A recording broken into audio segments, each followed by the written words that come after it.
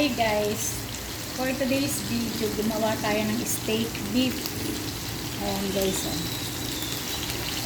nilagyan lang natin ng salt and pepper, black pepper pala, and then nagisa ko dyan ng bawang pero hindi ko pa siya nilagay, tinanggal ko ulit. Tapos butter, yung butter yan guys, yung oil na steak. Ayan, ginagaya lang natin yan sa mga restaurant guys, ganyan. Yung parang may mga dugo-dugo pa na steak, yeah, ganyan yan guys. So ayan lang guys, thank you for watching. Yan na talaga ang finished product niyan, yung half cook lang talaga siya. Ay sandali pa guys, konti pa.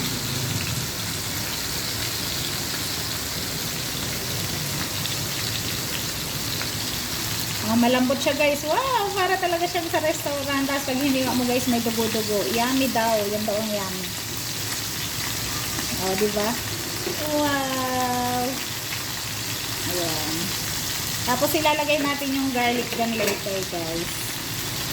Yung inan ako ng garlic na pinarito. Yung pag hiniwa mo, yung pag kinakain mo ng kutsilyo at saka ng tinidor, ganyan, may nalabas na dugo-dugo. Ay, yummy daw yung ganun guys. Aywan ko lang. So, makayanan kong kainin niya.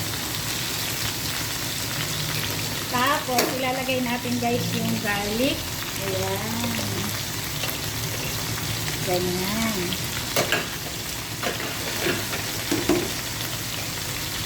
So, ayan na guys. Thank you for watching. Bye-bye.